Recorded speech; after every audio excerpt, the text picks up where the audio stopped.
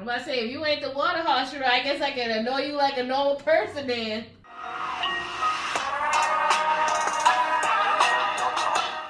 Hey, what's up, guys? Back here with Fake Reacts. I'm Jay. I'm Kay. And we got Demon Slayer Season 4, Episode 2, Water Hashira Gyu Tomioka's Pain. I think I butchered that a little bit. Gyu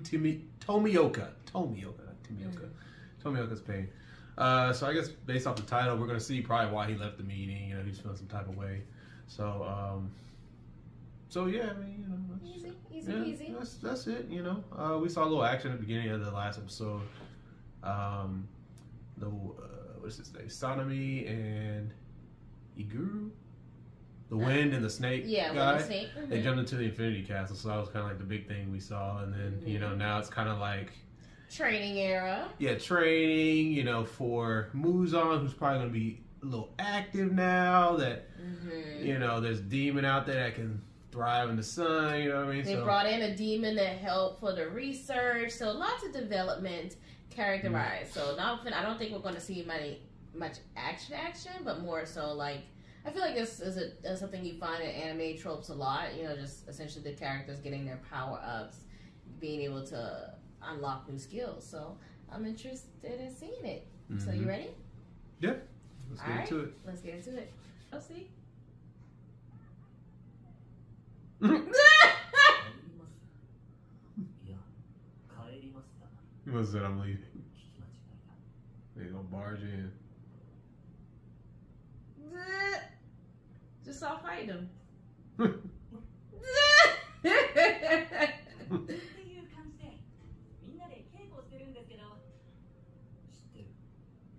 Tradition just to be that close. He all up in his grill. Yeah, he is like, yo. He just said it too. Now you can't. He gonna be sleeping in the next room. Yeah, we're outside.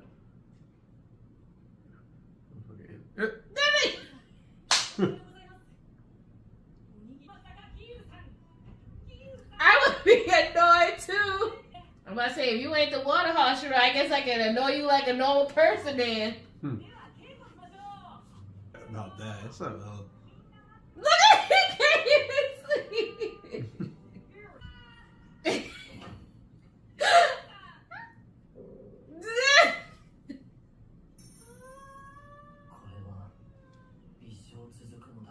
Yes, because he's that persistent. He will. Yes, he is that persistent. Yeah.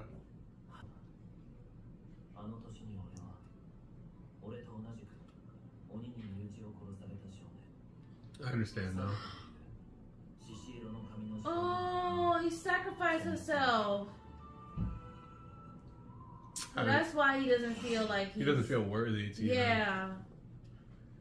And what's his name? The headmaster probably accepted him, but wait, you see how it's two sides?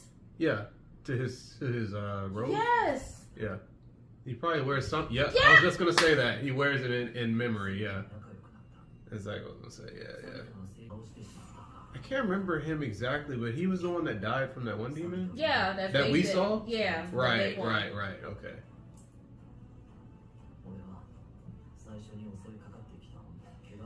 I think.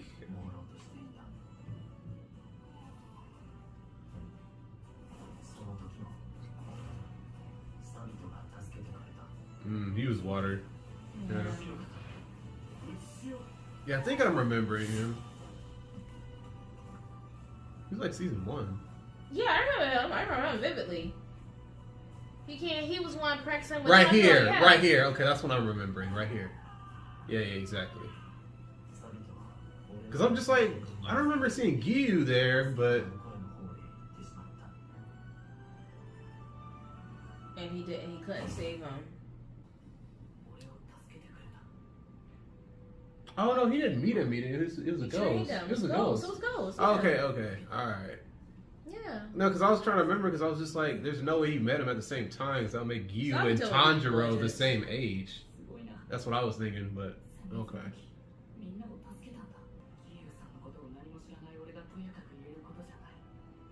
Man up, ho!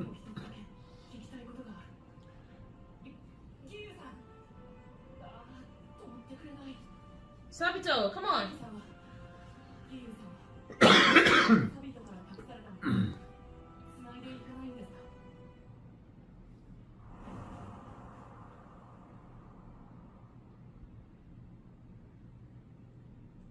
Slap his ass in the face with that.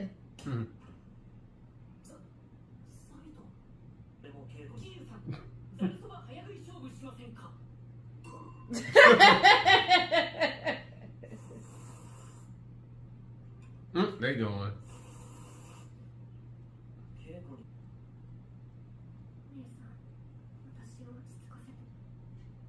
She's mad.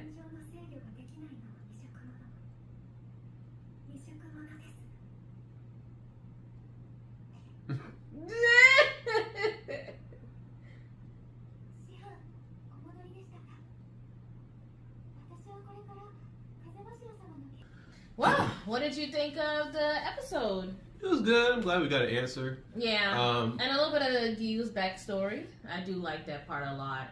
Yeah, and his best friend plays into his drip. So, like, that's cool. You know, the two halves or whatever. Yeah. That's pretty cool. Inheriting, essentially passing on his legacy and everything. Whatnot. So, I really love that. And I love the flashback showing, like, him getting smacked across the face with reality and everything. You know, wallowing in his own guilt. Yeah. But yeah, it was a solid episode. I love the way Tanjiro. It's kind of like all of us, you know, when a friend is feeling down, you're trying to figure out what to say to them, hopefully you can say the right thing, but you don't know, so you're just trying a couple of different things and just being there, and how he was just there the whole entire time. I really love that piece. It's just like he was just like, okay, I'm here. I'm not even gonna force you to talk. I'm just gonna. He's just gonna be here. I'm just gonna be here. So. I really love that piece. So if you know someone who's struggling, you know, just be there for them. I think that was a really good thing to the story too. Yeah.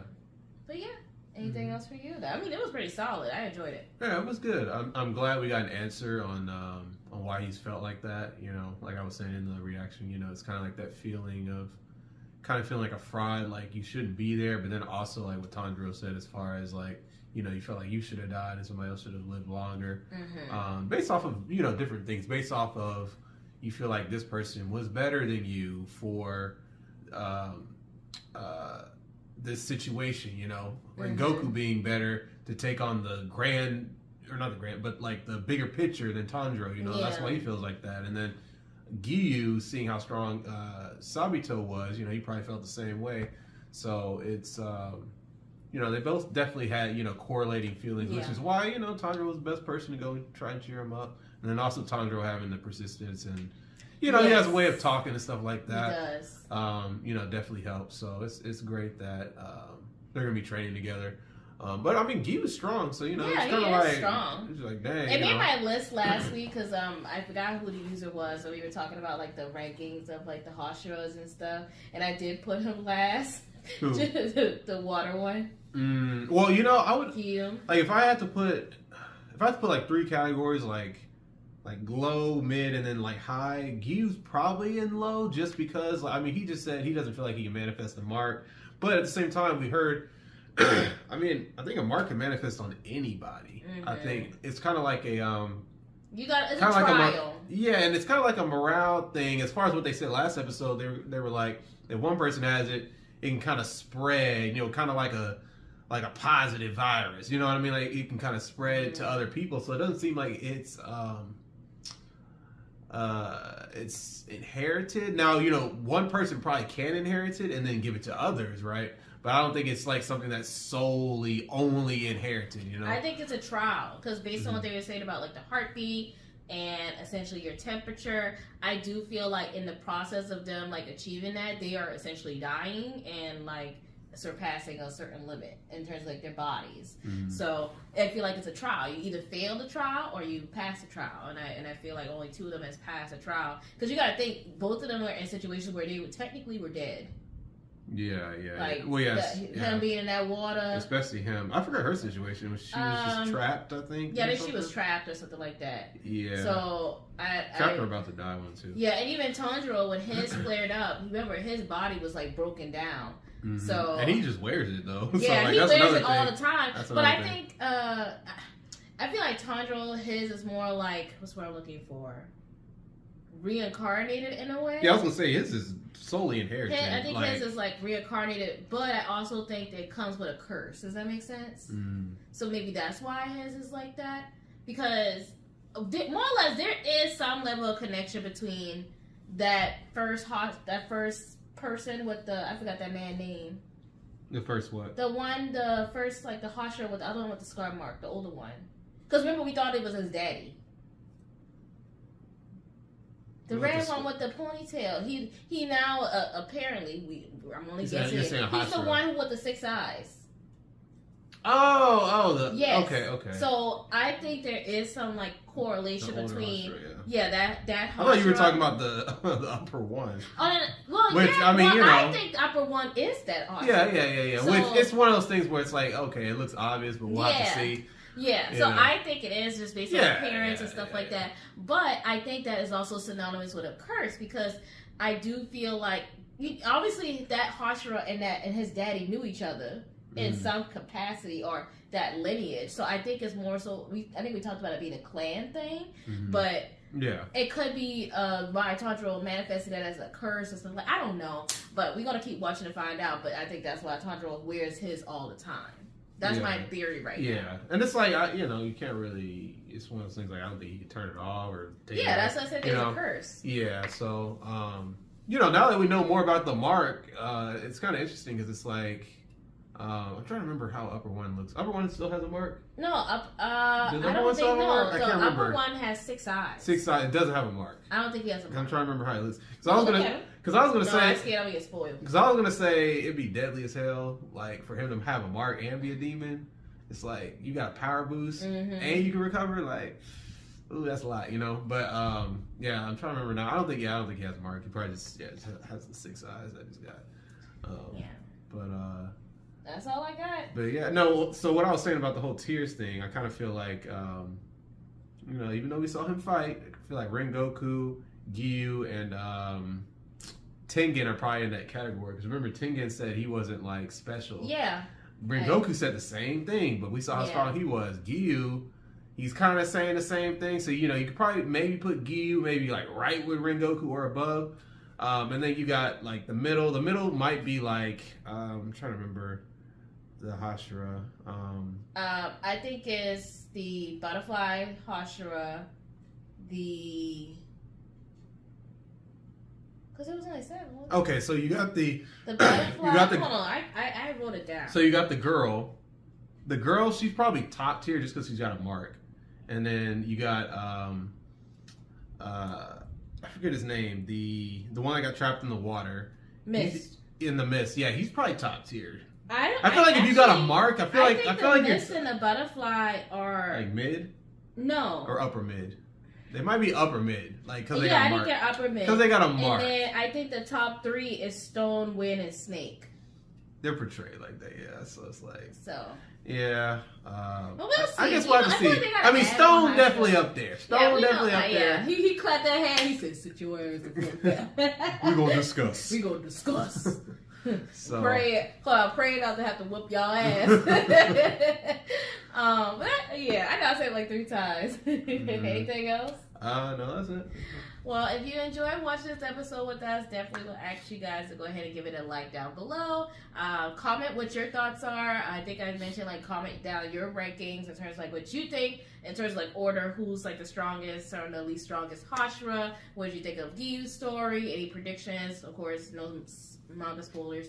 But we'll see y'all next time. All right, y'all. Later.